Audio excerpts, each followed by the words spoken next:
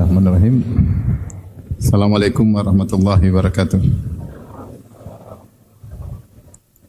Alhamdulillahi ala ihsani wa syukru lahu ala taufiqihi wa amtinani. Wa asyhadu an la ilaha illallah wahdahu la syarika lahu ta'ziman li sya'ni.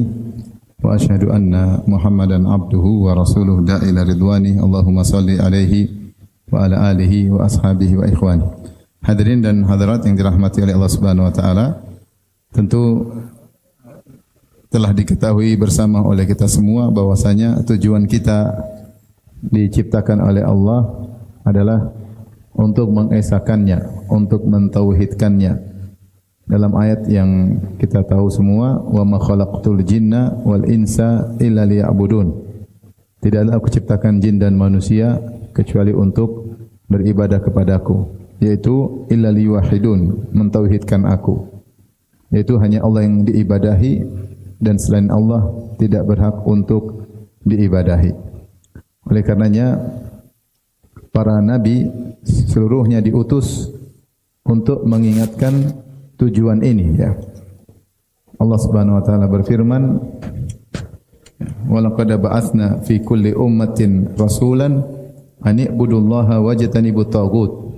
Sungguh kami telah mengutus kepada setiap umat seorang rasul yang menyeru sembahlah Allah semata dan jauhilah tagut. Yaitu tugas para nabi adalah mengingatkan tujuan kita diciptakan, ya.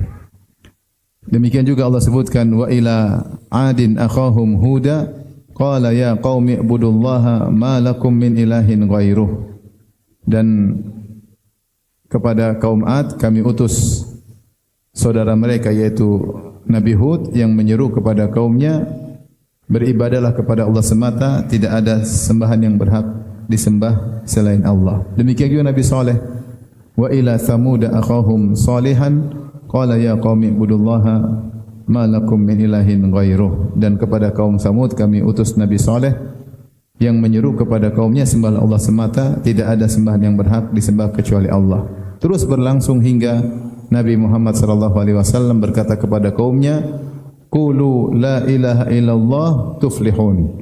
Ucapkanlah la ilaha illallah, yaitu bertauhidlah, maka kalian akan beruntung. Maka ini tujuan utama kita hidup di atas muka bumi ini. Maka segala yang mencoreng tujuan utama ini adalah dilarang. Oleh karenanya dosa paling besar adalah syirik. Karena syirik langsung mencoreng tujuan utama kita diciptakan. Maka syirik, ya, meskipun terbagi menjadi dua, syirik besar maupun syirik kecil, tetap saja syirik kecil adalah dosa besar. Tetaplah dosa besar. Dia hanya dibedakan besar dan kecil dari tinjauan. Kalau kecil tidak mengeluarkan orang dari Islam, kalau besar mengeluarkan orang dari Islam. Tetapi syirik kecil pun merupakan dosa besar. Riya adalah dosa besar. Kenapa? Karena syirik langsung kontradiktif dengan tujuan utama kita diciptakan. Kemudian Allah turunkan syariat, ya. Allah turunkan syariat-syariat. Allah turunkan Al-Quran. Kata Ibnu Qayyim rahimahullahu taala, semua isi Al-Quran intinya tauhid, intinya tauhid. Tidaklah Allah ceritakan tentang hukum-hukum Islam kecuali dalam rangka agar orang bisa bertauhid dengan menjalankan perintah Allah. Tidak Allah menceritakan tentang kabar-kabar, baik kabar orang-orang yang beriman, maksudnya kabar ahli tauhid, bagaimana nasib mereka. Dan Allah bercerita tentang orang-orang yang melanggar, yaitu orang-orang musyrikin yang melanggar tauhid. Tidak Allah sebutkan tentang akhirat, surga, kecuali balasan bagi orang bertauhid, motivasi agar mereka bertauhid. Dan tidak Allah sebutkan tentang neraka, kecuali peringatan bagi orang yang melanggar tauhid. Maka tauhid adalah tujuan utama dakwah para nabi, untuk mengingatkan manusia tentang sebenarnya mereka diciptakan buat apa. Makanya Nabi SAW berkata, nahnu ma'syaral anbiya abna'un li'allat, ya, abuna wahid wa ummahatuna syatta. Kami para nabi adalah seperti anak-anak yang satu bapak lain ibu. Ibu beda-beda tapi bapak satu. Ditafsirkan oleh para ulama, maksudnya seluruh nabi menyuruh kepada tauhid meskipun syariat mereka berbeda-beda. Maka ini sudah sangat menjelaskan dengan tegas bahwasanya Tauhid adalah sangat urgen bagi setiap manusia. Disitulah bukti dia sebagai seorang makhluk. Apa bukti seorang makhluk? Dia adalah makhluk, yaitu dia hanya beribadah kepada Sang Khalik. Apa buktinya kamu adalah hamba? Buktinya saya hanya menyembah pencipta saya. Itulah tauhid. Adapun ada seorang hamba kemudian menyembah kepada makhluk yang lain, kepada hewan, kepada pohon, kepada batu, kepada jin, kepada malaikat, kepada wali, kepada mayat, kepada nabi, Nabi Isa, kepada orang soleh seperti Uzair dan yang lainnya, maka itu dia mengeluarkan kodratnya sebagai makhluk. Bagaimana makhluk menyembah kepada makhluk yang lain? Hakikat hubungan paling kuat antara makhluk dengan Khalik, yaitu sang makhluk tidak beribadah kecuali kepada penciptanya. Makanya seperti dalam doa sujud, Nabi berdoa, sajada wajhi lilladzi khalaqahu wa sawwarahu wa syaqqa sam'ahu wa basarahu. Telah sujudlah wajahku kepada zat yang telah menciptakan wajahku ini, yang telah memberi bentuk kepada wajahku ini, wa sawwarahu wa syaqqa sam'ahu wa basarahu, yang menjadikan wajahku ini bisa mendengar dan bisa melihat.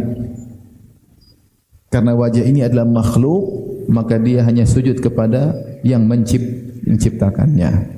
Nah, ini hendaknya kita tanamkan pada seluruh manusia, terutama kita kepada keluarga kita, kepada istri kita, kepada anak-anak kita. Bahwasanya tujuan kita diciptakan ini adalah untuk menunjukkan ubudiyah, kita ini makhluk dan kita hanya beribadah kepada Allah, dan itu adalah tauhid.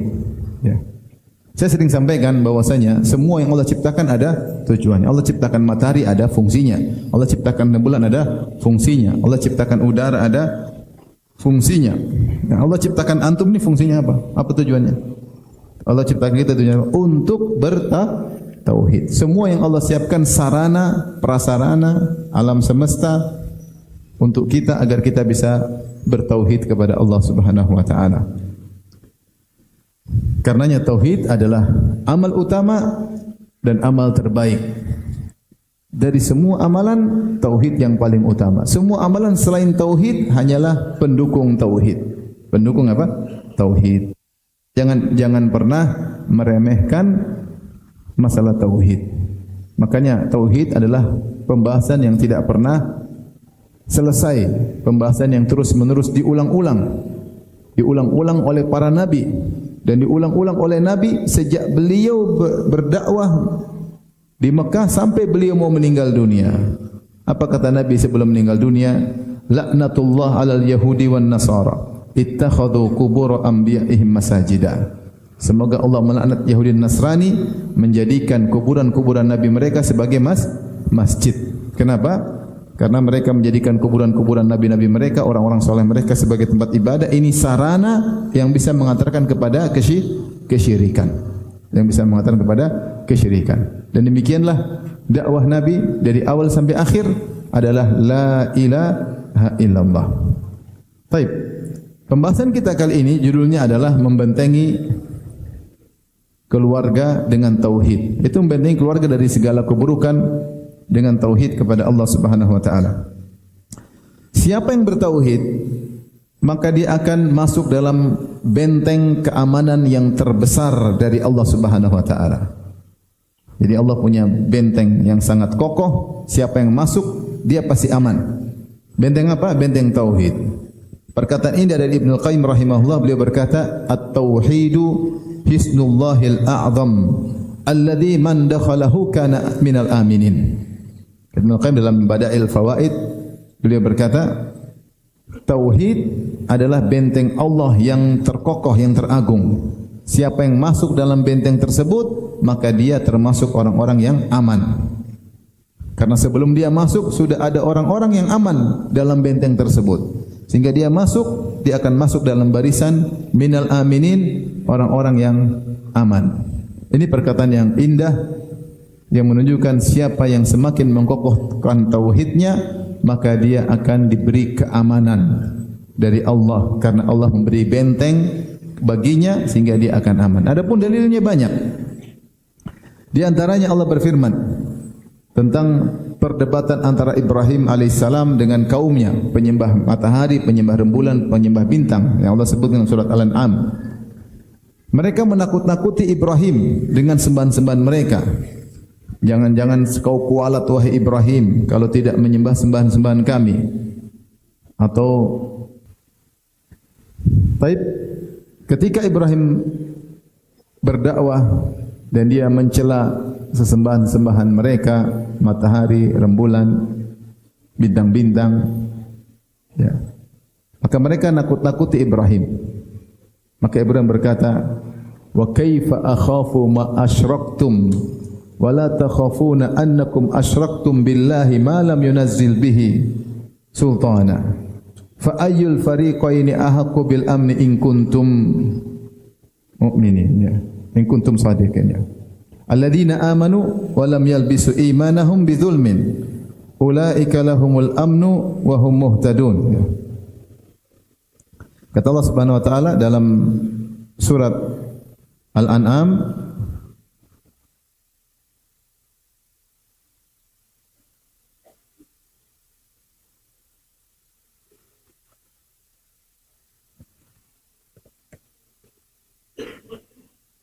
yaitu ayat 82.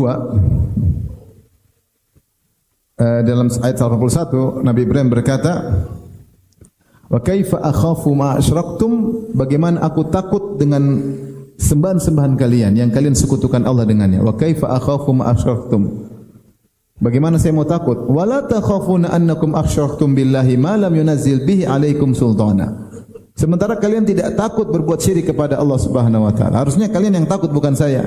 Fa ayyul fariqaini ahqqu bil amni in kuntum ta'lamun, maka sebenarnya mana yang lebih berhak merasa aman, kelompokku atau kelompok kalian? In kuntum ta'lamun, jika kalian mengetahui. Setelah itu Allah turunkan statement dari Allah, alladzina amanu wa lam yalbisu imanahum bidzulmin, sungguhnya orang-orang yang beriman dan tidak mencampurkan keimanannya dengan syirik apapun, ulaika lahumul amnu, mereka itulah yang berhak mendapatkan keamanan, wa hum muhtadun, dan mereka mendapat petunjuk. Jadi ketika Ibrahim berdebat dengan kaumnya, mereka nakut-nakuti Ibrahim, hati-hati kau Ibrahim, hati-hati Ibrahim, kau cela-cela Tuhan-Tuhan kami, kau cela-cela sembahan kami. Maka Ibrahim bantah, bagaimana saya mau takut dengan sembahan-sembahan kalian, sementara kalian tidak takut kalian berbuat syirik? Sebenarnya siapa yang lebih merasa aman, yang bertauhid atau yang berbuat syirik? Maka Allah turunkan statement Allah, alladzina amanu, orang-orang yang beriman, walam yalbisu imanahum bidzulmin, tidak mencampurkan iman mereka dengan tauhid, dengan kesyirikan, tidak mencampurkan iman mereka dengan kesyirikan, ulaika lahumul amnu, mereka itulah orang-orang yang aman, dapat keamanan secara mutlak, wa hum muhtadun, dan mereka dapat petunjuk. Ini dalil bahwasanya siapa yang bertauhid dia akan diberi keamanan. Demikian juga Allah sebutkan dalam surat An-Nur ayat 55 kalau tidak salah, atau ayat 50, saya carikan ayatnya. Allah berfirman, wa adallahu alladhina amanu minkum wa amilus salihati la yastakhlifannahum fil ard kama istakhlafal ladzina min qablihim.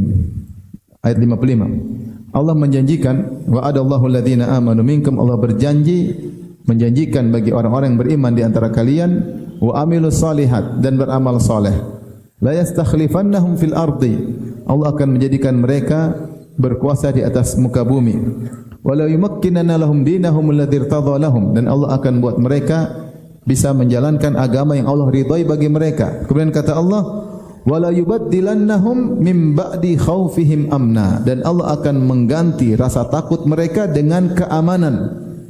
Syaratnya apa? Ya'budunani la yusyrikuna bi syai'a, mereka beribadah kepadaku semata dan tidak berbuat syirik sama sekali. Wa man kafara ba'da dzalika fa ulaika humul fasiqun, siapa yang kafir setelah itu maka mereka orang fasik. Ini surat An-Nur ayat 24. Siapa yang bertauhid pasti Allah menangkan, pasti Allah jayakan, dan pasti Allah berikan rasa aman. Pasti Allah berikan rasa aman. Maka tauhid mendatangkan keamanan. Oleh karenanya kalau seorang sudah tauhidnya tinggi, meskipun dan sudah kualitas sangat tinggi, meskipun ditakut-takutin orang, maka dia akan tetap tenang. Buktinya siapa? Buktinya Nabi Hud alaihissalam. Nabi Hud di antara mukjizatnya adalah beliau berhadapan dengan kaum Ad yang tinggi-tinggi, besar-besar dan kuat-kuat. Bahkan kalau kita baca tentang kisah kaum Ad, ini suku Ad kalau ingin hancurkan suku lain cuma utus satu orang aja. Satu orang udah bikin kacau satu suku yang lainnya karena tubuh mereka apa? Besar. Ya. Tetapi mereka tidak mampu menghabisi Nabi Hud padahal Nabi Hud sendirian. Allah sebutkan dalam surat Hud, mereka berkata, "Inna qulu illa taraka ba'du alihatina bisu." Wahai Hud, menurut kami engkau sudah kualat terkena keburukan dari sebagian Tuhan-Tuhan kami karena kau mencela Tuhan-Tuhan kami, kau pasti kualat. Kau pasti sudah ciloko kalau bahasa kita ya. Ya. Apa kata Nabi Hud? Qala inni usyhidullah, saksikanlah. Inni usyhidullah, aku persaksikan Allah sebagai saksiku. Washhadu, dan kalian juga jadi saksi bagiku. Washhadu anni bari'um mimma tusyrikuna min duni. Aku berlepas diri dari kesyirikan yang kalian lakukan kecuali hanya Allah yang aku tidak berlepas diri. Kemudian kata Nabi Hud, fakiduni jami'an thumma la tunzirun.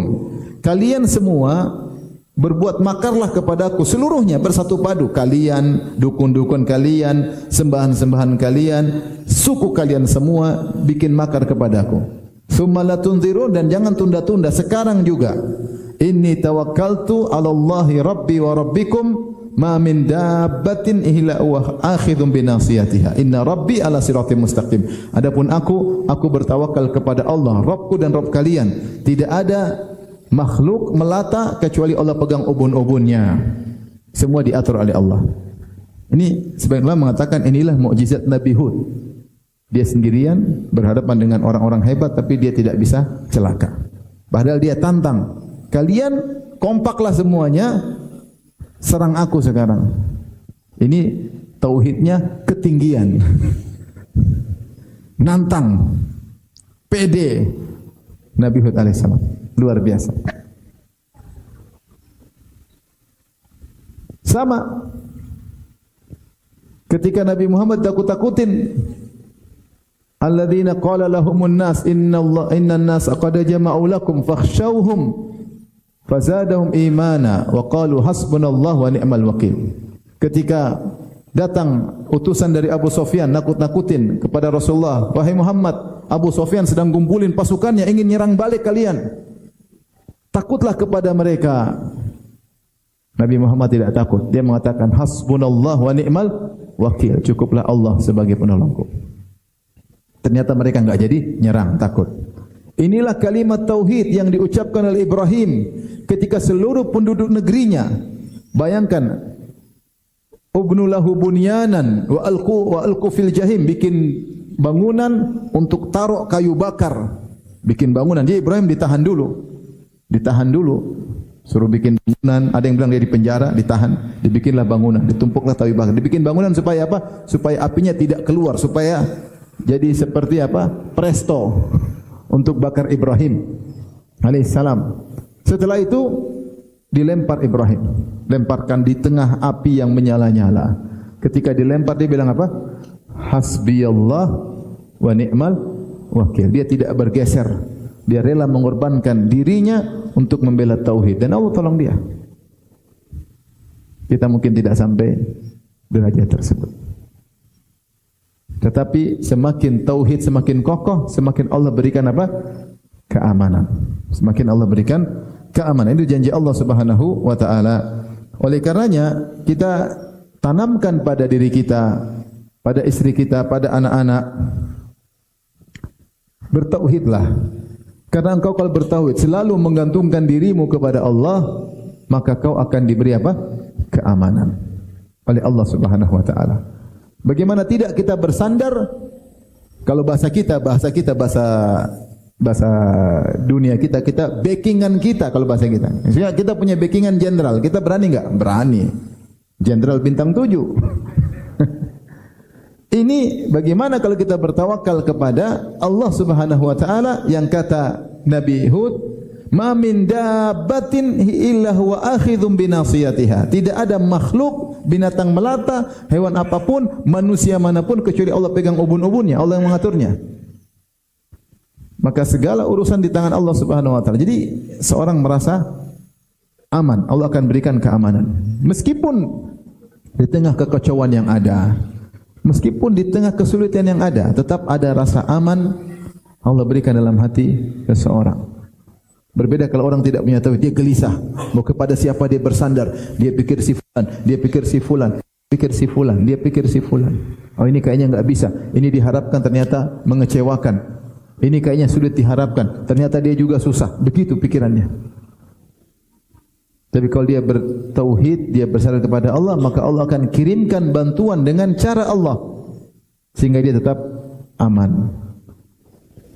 Jadi ini penting dalam kehidupan sehari karena rasa aman, kenyamanan dalam hati itu penting dalam menjalani segala aktivitas. Dalam menjalani kehidupan rumah tangga, dalam menjalani kehidupan dalam pekerjaan, dalam aktivitas keseharian. Keamanan dalam hati itu sangat dibutuhkan dan cara terbaik untuk meraih keamanan adalah dengan bertauhid kepada Allah Subhanahu wa taala.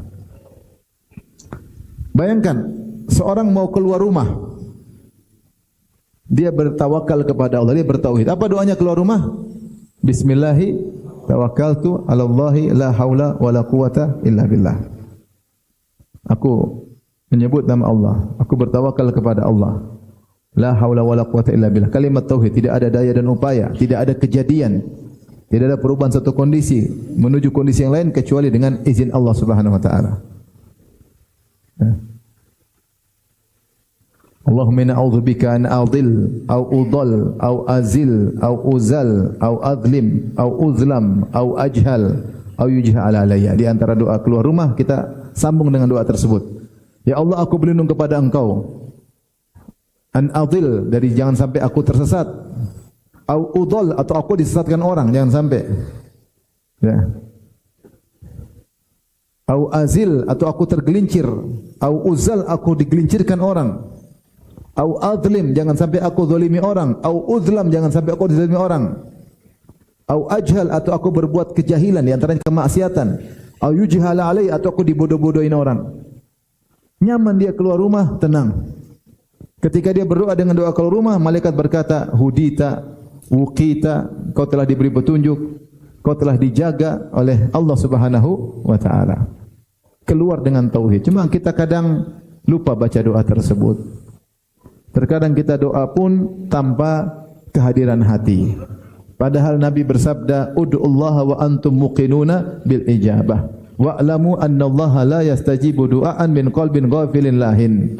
Berdoalah dalam kondisi hati kalian yakin bahwasanya kalian akan dikabulkan. Ketahuilah Allah tidak mengabulkan doa dari orang yang hatinya lalai. Maka ketika kita keluar rumah baca doa tersebut dengan menghayati. Ini cuma butuh enggak sampai 1 menit. Kita baca doa tersebut, maka akan ada kenyamanan dalam hati ketika keluar rumah. Saya sudah berdoa. Ada kenyamanan. Kenapa? Kita sudah menyerahkan urusan kita kepada Allah Subhanahu wa taala. Jadi kita sudah masuk dalam benteng tauhid dan kita akan diberi keamanan. Taib di antaranya dengan bertauhid, ketika kita pun dicoba oleh Allah dengan kondisi-kondisi genting, maka Allah akan membentengi kita sehingga kita bisa keluar dari kondisi genting tersebut. Allah menyebutkan contoh tentang kisah Nabi Yunus. Wa inna Yunusa la minal mursalin. Id abaqa ilal fulkil mashhun. Nabi Yunus alaihissalam adalah seorang rasul dari para rasul. Tatkala dia pergi kemudian dia naik kapal. Ya. Kemudian akhirnya dia ketika naik kapal ternyata ombak besar. Kemudian mereka harus mengundi, harus ada yang dibuang dari kapal supaya selamat. Ketika diundi ternyata keluar nama Nabi Yunus. Mereka enggak enak, ini orang soleh. Ulangi lagi undian. Siapa yang harus loncat? Yunus lagi. Siapa lagi lompat? Yunus lagi. Yunus enggak enak, dia loncat langsung. Kata Allah, "Faltaqahumul hutu wa huwa mulim." Maka dia loncat ditelan oleh ikan paus. Tapi gimana? Genting atau tidak ditelan ikan paus? Genting. Masuk dalam kegelapan. Makanya Allah mengatakan, fanada fi dzulumat, maka dia pun menyeru berdoa kepada Allah. Tauhid dia serukan dalam kegelapan. Kegelapan apa aja? Kegelapan perut ikan paus. Ikan paus enggak ada lampunya, dalam perut enggak ada lampu. Kemudian kegelapan lautan, dia dalam laut gelap. Kegelapan berikutnya adalah kegelapan malam di malam hari. Kegelapan berikutnya awan yang bertumpuk-tumpuk dengan berbagai macam kegelapan, sehingga dia bertubi-tubi dalam kegelapan yang bertumpuk-tumpuk. Ketika itu dia hanya bertauhid, la ilaha illa anta subhanaka inni kuntu minadh dhalimin. Bertauhid, tidak ada yang berhak disembah kecuali Engkau ya Allah. Siapa yang aku ibadahi? Siapa yang aku mohon pertolongan kecuali Engkau ya Allah? Maka fastajabna lah, kami pun kabulkan doanya. Maka Allah pun menyelamatkan Nabi Yunus alaihissalam dengan kalimat tauhidnya. Oleh karena dalam sahihain dari Ibnu Abbas radhiyallahu anhuma, anna Rasulullah sallallahu kana yaqulu indal karb, adalah kebiasaan Rasulullah sallallahu kalau dalam kondisi genting beliau mengucapkan kalimat tauhid. Hafalkan doa ini. La ilaha illallah al-azimul halim. Ulangi. La ilaha illallah al-azimu al-halim. Lihat, al-azim baru al-halim. La ilaha illallah tauhid tambah al-azim al-halim. Kemudian la ilaha illallah rabbul arsyil azim. Ada azim ulang lagi. Tapi rabbul arsyil apa? Azim. Yang kedua la ilaha illallah rabbul arsyil azim. Yang ketiga karim. La ilaha illallah rabbus samawati wa rabbul ardi wa rabbul arsyil karim. Sudah hafal? Ulang. Antum jarang menderita. Kalau sering menderita, hafalin doa. Bisa juga doa yang tadi, la ilaha illa anta subhanaka inni kuntu minadz zalimin. Itu juga cukup. Tapi kalau mau tambah lagi, la ilaha illallah al-azim al-halim. La ilaha illallah rabbul arsyil azim. Azim dulu. La ilaha illallah rabbus samawati. Tidak ada yang berhak disembah kecuali Rabbnya langit, wa rabbul ardi, Rabbnya bumi, wa rabbul arsyil karim. Ini doa diucapkan oleh Nabi ketika dalam kondisi genting. Dia tidak mengucapkan sesuatu, tapi ucapan tauhid itu menunjukkan penyandaran, yaitu ya Allah tolonglah aku. Tolonglah aku. Dengan dia bertauhid, dia tahu tidak ada yang menolongnya kecuali siapa? Allah Subhanahu wa taala. Maka tauhid membentengi kita dari keputusasaan ketika terjebak dalam kondisi yang genting. Ya. Beda kalau kita ternyata bertawakal kepada yang lain-lain, makhluk, kita bingung mau kemana, ke sana, ke sini, ke sana, ke sini. Hati jadi bimbang, jadi terombang-ambing. Makanya Nabi Yusuf alaihissalam berkata kepada dua penghuni penjara, "Arbabun mutafarriquna khairun amillahul wahidul qahar." Apakah Tuhan yang beraneka ragam lebih baik, sembahan-sembahan kalian yang beraneka ragam lebih baik, ataukah Allah yang Maha Esa dan yang Maha mendominasi, Al-Qahar, yang Maha mendominasi? Tentu Allah Subhanahu wa taala sebaik-baik tempat bersandar. Ini di antara dalil bahwasanya tauhid membentengi keluarga dari depresi, dari apa istilahnya? Stres, dari putus asa. Karena orang kalau ditimpa dengan suatu penderitaan terkadang putus asa. Kapan ketika dia tidak menyerahkan segala urusannya kepada Allah Subhanahu wa taala? Maka seorang bertauhid, kalau bertauhid dia akan serahkan urusannya kepada Allah Subhanahu wa taala. Tapi ini yang kedua, yang ketiga, tauhid membentengi seorang dari godaan syaitan, karena mara bahaya bisa dari godaan syaitan. Ya. Syaitan menggoda. Dalam hadis Rasulullah sebutkan, jika dikumandangkan azan, maka syaitan pun lari. Walahu durat, lari sampai terkentut-kentut ya, syaitan. Dia takut dengan azan, dan azan isinya kalimat apa? Tauhid. Ada syahadatain dan di akhir dengan la ilaha illallah. Kalimat tauhid, syaitan kabur. Makanya sebenarnya mengatakan kalau kamu ketemu jin, azan. Karena setan takut dengan kalimat apa? Tauhid.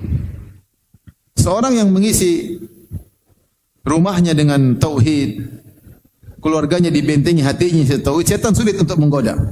Setan sulit untuk menggoda.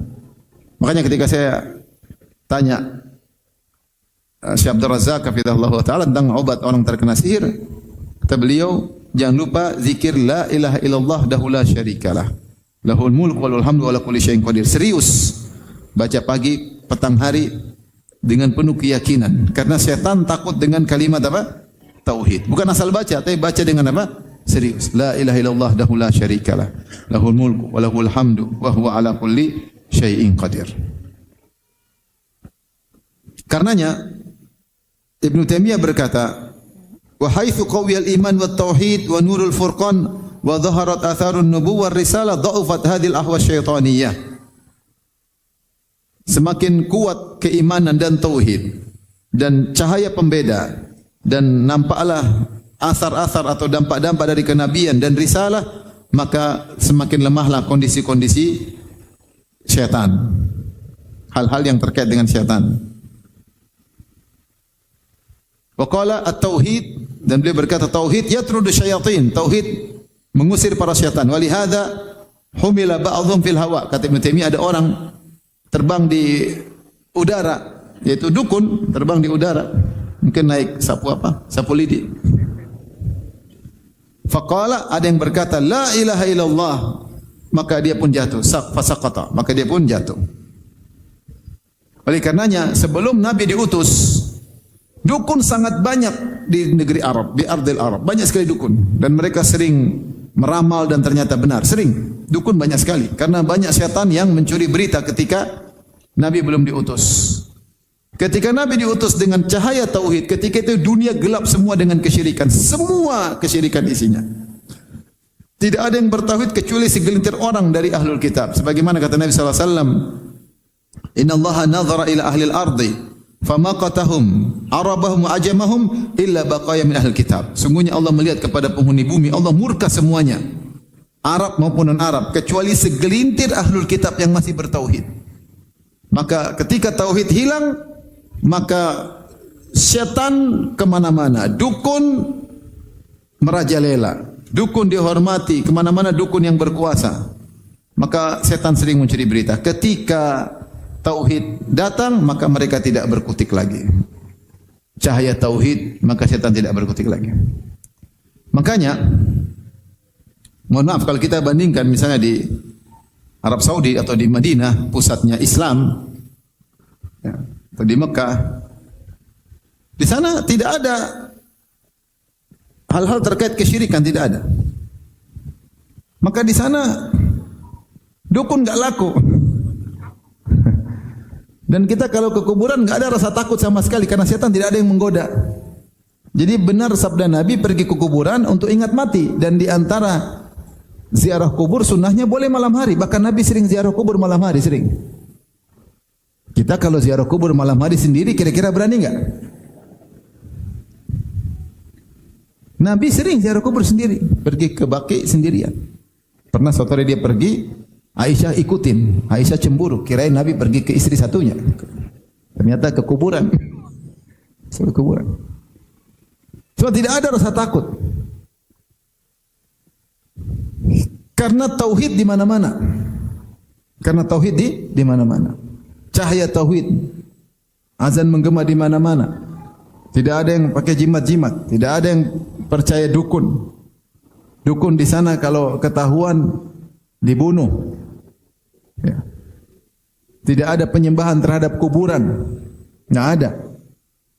Tidak ada khurafat-khurafat. Sehingga benar-benar kalau kita ke kuburan malam hari tidak rasa takut sama sekali. Saya pernah sama keluarga, kami naik mobil kejebak di tengah padang. Mobil macet, bannya kelilit bekas ban sehingga enggak bisa gerak. Kita harus jalan kalau enggak salah mungkin 3 kilo dalam kegelapan. Anak-anak enggak ada yang nangis, enggak ada yang takut. Itu cuma takut kalau ada hewan. Adapun merinding enggak ada. Coba kalau di pelosok. lewat ke kuburan ketakutan. Sampai ada saya lihat di YouTube ada Gojek, dia shooting, dia naik motor. Kata dia cuma bayar 8.000 suruh lewat kuburan lagi kata. Ketakutan dia. Kalau 100.000 enggak apa-apa, cuma 8.000 suruh lewat kuburan dia ketakutan. Jadi subhanallah. Jadi ada asar dampaknya. Karena setan benar-benar hadir, benar-benar menggoda. Tinggal kita kuatkan tauhid, kemudian kita berani cuekin mereka. Tapi ketika cahaya tauhid meredup, maka setan berkeliaran dan para pengikut setan juga berkeliaran. Dukun-dukun beraksi sampai ada paguyuban para dukun. Maka dengan seorang bertauhid kepada Allah Subhanahu wa taala, maka dia akan terbentengi dari gangguan setan. Dan kita tahu setan ya siap menggoda, siap menyerang, apalagi dia disuruh oleh pawangnya, dukunnya ya. Apalagi disuruh sama setan yang lebih gede, dia takut, maka terjadilah apa yang terjadi. Maka di antara cara kita untuk menjaga keluarga, membentengi agar terjauhkan dari godaan-godaan syaitan, godaan para dukun adalah dengan menguatkan tauhid kepada Allah Subhanahu wa taala. Makanya di antara zikir yang paling ditakuti adalah ayat kursi. Ayatul kursi, Allahu la ilaha illa huwal hayyul qayyum. Itu yang dibuka dengan kalimat tauhid. Dibuka dengan kalimat tauhid. Sebelum tidur kita baca ayatul kursi. Habis salat fardu kita baca ayatul kursi. Saya pernah nonton di YouTube ada seorang syekh cerita tentang penyihir yang taubat. Penyihir yang taubat. Penyihir tersebut cerita, ya, dia kirim jin untuk menggoda atau menyantet atau mengganggu orang. Ternyata jin tersebut gagal terus. Ternyata orang yang digoda itu tidak pernah meninggalkan baca ayat kursi setiap habis salat. Tidak pernah meninggalkan baca ayat kursi setiap habis salat. Membentengi diri dengan tauhid. Tapi harapan saya kalau kita baca ayatul kursi tolong dihayati. Tolong dihayati.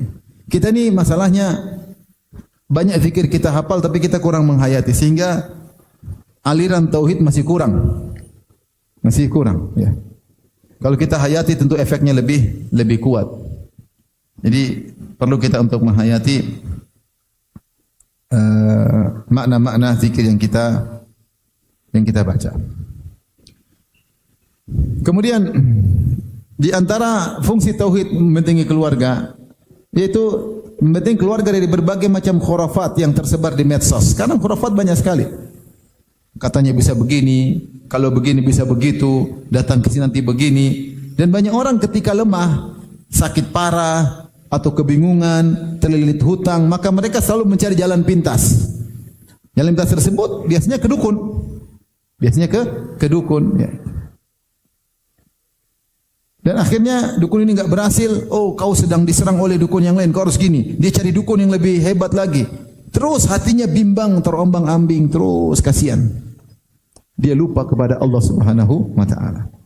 Kalau sudah pakai jimat ini kurang ampuh, pergi ke gunung yang tinggi, cari jimat yang lain. Oh, dukunnya kurang setan, yang lebih setan lagi dukunnya mana? Sehingga itu pakai jimat, pakai gigi harimau. Wah, ini macannya macam-macam ompong, cari macan Sumatera misalnya.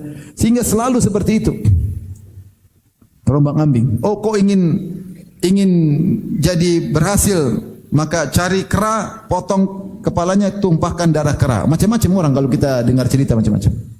Menumbalkan keralah, menumbalkan darah inilah. Hidup bimbang. Ada kawan dulu paling anti dengan dakwah sunnah, ya. Bahkan dia kerahkan orang untuk menghalangi pengajian. Akhirnya dia sekarang jadi panitia pengajian. Dia cerita, Ustaz, kalau lu main judi, Ustaz, main judi rame-rame, dia orang kaya, ya. Main judi. Kita orang bukan cuma main judi, Ustaz. Kita bawa dukun, masing-masing penjudi punya dukun. Jadi main judi di dalam, di luar dukunnya main sini. Wow. Jadi untuk main judi menang aja pakai apa? Dukun. Hidup semua tergantung dengan dukun. Nanti baca lagi cerita di internet, oh begini, analisa sendiri. Oh berarti ini, berarti yang menyihir ini, berarti terus pikiran tidak bergantung kepada Allah jadi seperti itu. menuduh sana, menuduh sini. Sampai saya pernah pas ngisi di Masjid Nabawi, ada orang datang gemuk berkacamata. Dia bilang, "Ustaz, qadarullah, saya dituduh menyihir Ustaz." Kenapa? Karena keluarga saya waktu tersihir, dukunnya bilang, yang nyihir kamu itu gemuk berkacamata. Kebetulan saya gemuk berkacamata. Jadi ribut kita keluarga Ustaz, silaturahmi putus. Bikin pusing dia, bikin ribut, gelisah, tidak tenang. Gelisah, tidak tenang. Dia orang kalau tauhid enggak, orang tauhid tenang dia. Ya sudah, ini musibah, sabar, kembali kepada Allah Subhanahu wa taala. Bukan gelisah. Dan Rasulullah SAW bersabda, "Man 'allaqa syai'an wukila ilaihi." Ya, dalam hadis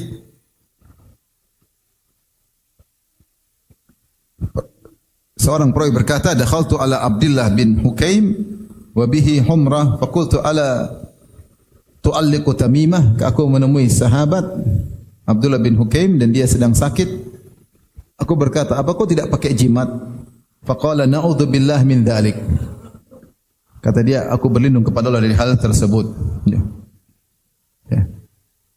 Kemudian beliau berkata, Rasulullah SAW bersabda, "Man 'allaqa syai'an wukila ilaihi." Siapa yang memakai jimat, dia akan dibuat tawakal kepada jimat tersebut. Ini yang paling berbahaya. Siapa yang berpaling dari Allah kepada sebab, dia akan dijadikan bertawakal kepada sebab tersebut.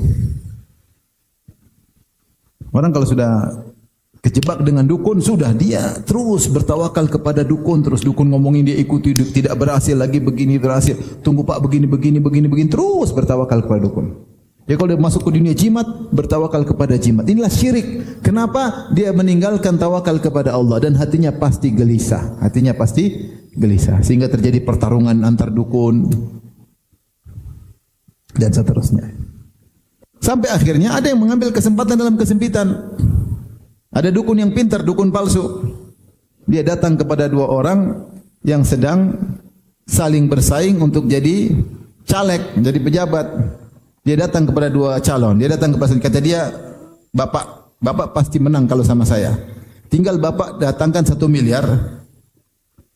Pokoknya kalau Bapak kalah, saya ganti 1.200.000.000. Bapak pasti menang. Kalau kalah, saya kasih bonus 200 apa? Juta. Dan siapa yang tidak mau, ya kenapa apa? Taruh. Dia datang kepada yang kedua.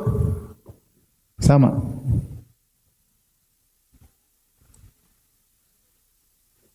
Kalau Bapak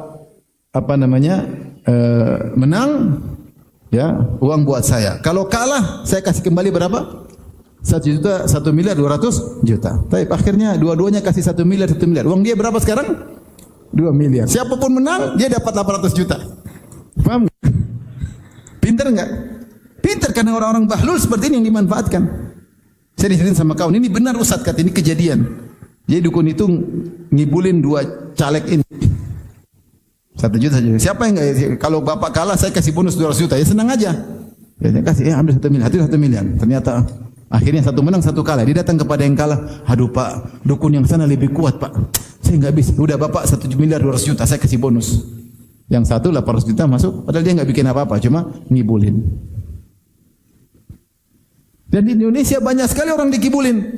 Merubah uang lah, jadi inilah, jadi anulah. Jadi orang, ya Allah, saya ketemu orang ketipu dia ketika usahanya jatuh, ada yang kasih harapan. Ada harta karunnya siapalah, harta karunnya inilah, harus bayar inilah. Dia tidak tawakal kepada Allah, tapi mengikuti khurafat-khurafat. Akhirnya semakin terpuruk. Akhirnya dipenjara karena banyak masalah. Ya. Baik. Jadi hati-hati. Makanya di antara juga menjaga kita dari ketergelinciran. Ini berikutnya. Dengan tauhid menjaga kita dari ketergelinciran. Ada pepatah Arab berkata, yu'ta min haitsu ya'man. Seorang tergelincir di sisi dia merasa aman. Jadi sering orang itu ketika lupa kepada Allah, dia tergelincir di situ. Misalnya dia merasa sehat, dia lupa bahwa yang kasih kesehatan adalah siapa? Allah. Situ tauhidnya hilang di poin itu. Justru dia kemudian terjatuh di situ. Ketika dia merasa ujub, dia merasa dirinya hebat, dia lupa kalau itu semua dari Allah. Nilai tauhidnya sedang nol di situ. dalam poin ini. Nah, biasanya dia terkena di situ. Dia terkena di situ. Dia merasa pede, lupa bahwasanya semua kemampuannya itu adalah dari Allah Subhanahu wa taala. Kita ini hanya usaha, tapi kalau Allah tidak izinkan tidak akan dapat hasil. Saya ketemu seorang wanita, dia umrah sama saya, dia sedih ya. Ini bukti bahwasanya semua usaha belum tentu datang keberhasilan. Dia bilang, "Ustaz, saya sudah olahraga teratur." Dia termasuk mungkin wanita olahragawan. Saya pun makan teratur, pilih-pilih. Ternyata saya kena kanker. Dia terpukul sekali di situ. Intinya betapa sering seorang terjatuh pada perkara yang dia lupa Allah Subhanahu wa taala. Maka tauhid mengajarkan seorang senantiasa untuk ingat kepada Allah Subhanahu wa taala, sehingga dia membentengi dirinya dari ketergelinciran. Orang yang terbaik adalah orang yang diurusin oleh Allah Subhanahu wa taala. Kapan dia diurusin oleh Allah? Ketika dia menyerahkan urusannya kepada Allah Subhanahu wa taala. Dia bertawakal. Wa 'ala Allahi falyatawakkalul mu'minun. Hanya kepada Allah orang beriman bertawakal. Makanya di antara doa kunut, Allahumma hdina fiman hadait wa afina fiman afait wa tawallana fiman tawallait. Maknanya, ya Allah, urusilah diriku sebagaimana orang-orang yang telah kau urusin. Ya Allah, tawalla amri. Ya Allah, uruslah diriku. Anta waliyus salihin. Engkau adalah pengurus orang-orang yang saleh. Uruslah diriku. Apa kata Nabi Yusuf? Anta waliyyi fid dunya wal akhirah. Tawaffani muslima. Engkau adalah pengurusku di dunia maupun di akhirat. Engkau yang telah mengurusku sejak aku diusir oleh kakak-kakakku. Sejak aku dipisahkan dari ayahku. Dibuang dalam sumur seterusnya. Engkau yang mengurusku. Kata Nabi Yusuf. Anta waliyyi. Engkau pengurusku. Jadi ketika orang sudah tawakal kepada Allah, Allah akan mengurusnya. Sejauh mana dia bersandar kepada Allah, semakin dia diurus oleh Allah. Sejauh mana dia lupa kepada Allah, dia ditinggal oleh Allah Subhanahu wa taala. Makanya dikatakan al-khuzlan. Sungguhnya kehinaan yang sesungguhnya adalah jika seorang ditinggal oleh Allah Subhanahu wa taala. Khuzlan itu ditinggal oleh Allah Subhanahu. Kapan dia ditinggal oleh Allah? Ketika dia tidak bertawakal kepada Allah, ketika tauhidnya lagi kosong di titik tersebut. Seorang berusaha bertawakal kepada Allah Subhanahu wa taala, menguatkan tauhidnya sehingga dia dijaga oleh Allah dari ketergelinciran. Jangan lupa setiap kegiatan kita bilang minimal bismillah. Kalau bisa berdoa maka berdoa.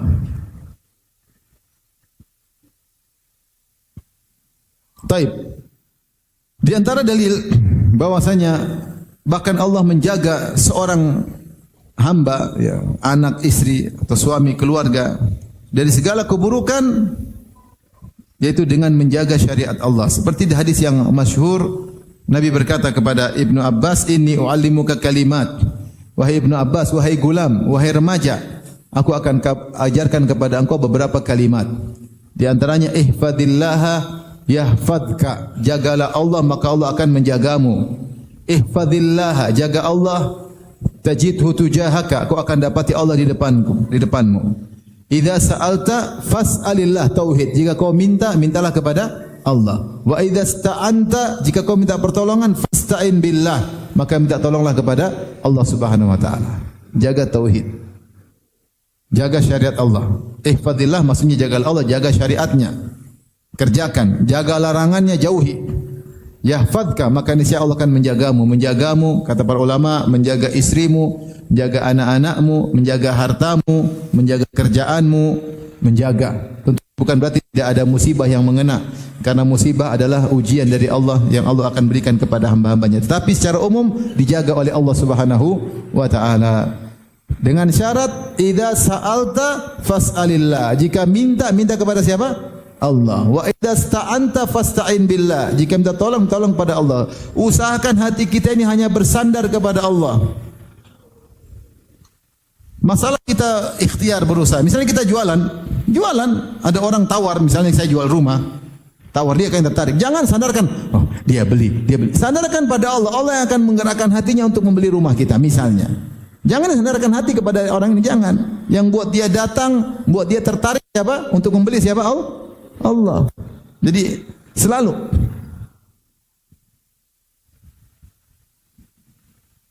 seperti itu. Kita kerja sama bos, jangan berdoa, aduh bos ini, aduh mudah-mudahan bos. Jangan berdoa sama Allah, ya Allah, tolonglah aku. Jangan hati bersandar kepada bos. Bos kita bukan rezeki kita dari bos kita. Rezeki kita dari siapa? Allah. Melalui bos, iya melalui bos. Tapi hati kita sandarkan kepada siapa? Allah Subhanahu wa taala. Jangan pernah menyandarkan hati kepada makhluk. Kaidah mengatakan siapa bersandar kepada makhluk pasti kecewa cepat atau lambat. Tapi kalau bersandar kepada Allah tidak pernah kecewa. Tidak pernah kecewa. Jadi tauhid ajarkan pada anak-anak. Anak-anak kalau takut Allah bersamamu. Oh, udah salat belum? Tadi pagi sudah salat belum? Salat subuh belum? Salat. Kata Nabi sallallahu alaihi wasallam, "Man shalal fajr fa huwa fi dhimmatillah." Siapa yang salat subuh dalam penjagaan Allah. Udah kamu tenang. Tanamkan tauhid sehingga anak-anak Abi, kalau ada Abi, ya Abi ini siapa sih? Abi ini bukan siapa-siapa. Ada Allah bersama kita. Jangan bilang Abi bantu insya Allah. Tapi kamu bersandar kepada siapa? Allah. Anak-anak ditanamkan sejak kecil. Agar mereka terbiasa bersandar kepada Allah. Ada ujian, kamu berdoa. Minta sama Allah Subhanahu wa taala. Suatu saat anak saya bertanya kepada saya dengan pertanyaan yang sulit. Anak yang masih SD. Abi, udah berdoa kok belum dikabulkan. Wah, repot. Bukan kamu aja, Abi juga. Ya harus dijelasin ya. Intinya kita suruh dia berdoa kepada siapa? Allah. Sejak kecil dia karena dia akan bahagia dengan tauhid dalam hatinya. Ke depan kita ini banyak sekali problematika kehidupan. Kita enggak tahu. Harus tegar anak-anak kita, apalagi Gen Z sedikit-sedikit mutung. Aduh, Gen Z sekarang agak berat. Sedikit-sedikit apa? Mutung. Saya punya kawan, saya sudah cerita, udah sekolahkan anaknya ke sekolah yang mahal, bayar yang mahal, biaya mahal, diikuti sampai lulus, ratusan juta udah habis untuk sekolah tersebut. Habis itu cariin kerja buat anaknya, cariin kerja, sudah nyaman dapat kerjaan, tahu-tahu pas bulan Ramadan anaknya bilang, "Bi, saya mau resign aja, Bi." "Kenapa?" "Saya mau ibadah bulan Ramadan." Nah. Ini perjalanan panjang tiba-tiba dia mau apa? Resign. Gen Z. Enggak ada mikir panjang, abinya susah, enggak ada. Nah, anak-anak kalau kita tidak dibekali dengan tauhid, ya mereka tentu bisa menghadapi berbagai macam apa? Ujian kehidupan. Jadi intinya, siapa yang menanamkan tauhid dalam rumah tangganya, dalam keluarganya, maka akan menjaga dirinya, menjaga keluarganya, menjaga anak-anaknya. Tinggal seorang ya menanamkan tauhid kepada keluarganya. Mungkin terakhir saya sampaikan ada satu yang saya lupa atau ada hal yang saya lupa. Di antara fungsi tauhid menjaga anak-anak kita agar tidak tasyabbuh dengan orang-orang non-muslim yang kebanyakan yang mereka lakukan hanyalah duniawi yang tidak bermanfaat. Kalau mau tasyabbuh dalam kecerdasan teknologi oke, bermanfaat enggak ada masalah. Rasulullah kalau ada bermanfaat Rasulullah suruh ikut. Seperti ketika Salman Al-Farisi berkata, "Ya Rasulullah kunna bi Faris idza husirna khandaqna." Ya Rasulullah kami di Persia dulu teknik perang. Kalau kami dikepung kami bikin khandak supaya musuh tidak bisa masuk. Rasulullah ikuti enggak?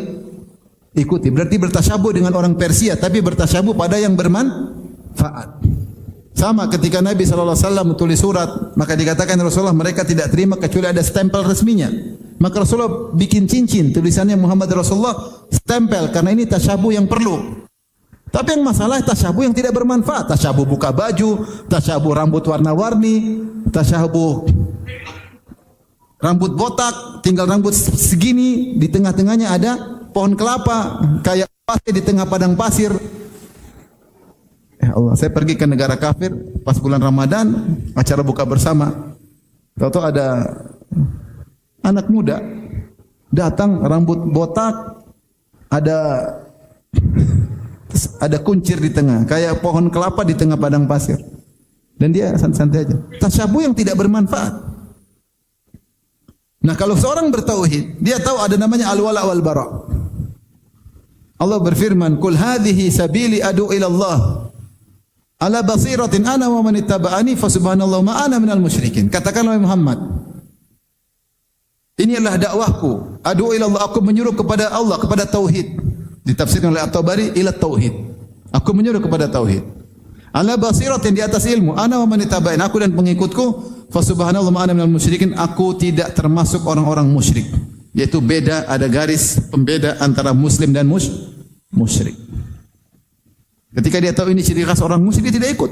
Ini tradisi orang musyrik, tradisi non muslim, dia tidak ikut, tidak baik. Ngapain diikuti? Sekarang terbalik, orang merasa bangga kalau bisa niru-niru gaya non muslim. Justru kalau pakai budaya Islam atau ajaran Islam, bukan budaya, ajaran Islam seakan-akan dia orang terbelakang. Seakan kalau pakai jilbab lengkap, seakan orang terbelakang. Kayaknya tidak modern, ketinggalan zaman. Yang hebat tuh yang keluar terbuka auratnya sedikit, kemudian inilah anulah dengan berbagai macam kehidupan zaman sekarang. Merasa keren kalau sudah bisa ikut gaya-gaya Korea. Zaman sekarang. Sampai fenomena banyak wanita tidak mau nikah. Ini fenomena luar biasa. Tidak mau nikah, kebanyakan nonton film apa? Korea. Bosnya ada perempuan yang bisa berhasil tanpa ada suami, dia bisa sukses. Dia ada contohnya. Padahal cuma tontonan. Atau mungkin dia baca berita si fulana, si dari orang kafir yang sukses dengan hidup sendiri, dengan kesenangan tanpa ada beban punya anak, tanpa ada beban punya suami, karena suami memang beban yang berat. Akhirnya tidak mau bersuami. Ini bagaimana? Ini terjadi. Ya, saya kemarin ngobrol sama kawan saya dari New York, dia orang lahir di sana. Dia cerita ini banyak terjadi pada wanita-wanita muslimah di sekarang di sana. Terbawa dengan kehidupan sekitar, gaya mereka yang tidak mau menikah. Terbawalah wanita-wanita muslimah dengan pola hidup mereka. Sehingga banyak yang mulai tidak mau menikah. Merasa nyaman. Ngurusin suami berat. Apalagi ngurusin anak. Dan macam-macam. Nah, kalau kita tauhid, bilang kita beda. Orang Islam tidak demikian. Orang bertauhid ada aturannya. Kita tidak boleh tasyabuh. Ini tasyabuh yang tidak benar. Ada garis. Sehingga melihat dirinya seorang Islam sebagai orang yang mulia. Bukan seperti sekarang banyak orang melihat orang kafir, orang hebat, kita orang rendahan. Jadi sudah enggak ada harga diri di hadapan non-muslim. Sehingga hawiyah atau identitas Islam semakin dibuang. Kenapa? Tidak ada tauhid. Tapi kalau tauhid, kita nyembah Allah, mereka nyembah manusia. Kita nyembah Allah, mereka nyembah sapi. Kita nyembah Allah, mereka nyembah pohon. Kita nyembah Allah, mereka nyembah selain Allah. Kita bertauhid, mereka tidak. Kita bangga dengan tauhid. Wa ma ana minal musyrikin. Aku bukan termasuk orang musyrik. Nah, ini membentengi keluarga kita. Bahwa itu kebiasaan yang tidak benar. Sekarang sulit membentengi anak-anak kalau kita tidak tanamkan tauhid dengan benar. Kajian akidah yang benar bahaya. Makanya ikhwan, jangan pernah bosan belajar tauhid. Kita saja yang sudah ngajarin tauhid harus selalu mengingatkan diri sendiri. Karena tauhid itu bukan cuma ilmu manis di bibir aja. Dia butuh penerapan. Dia butuh penerapan terus.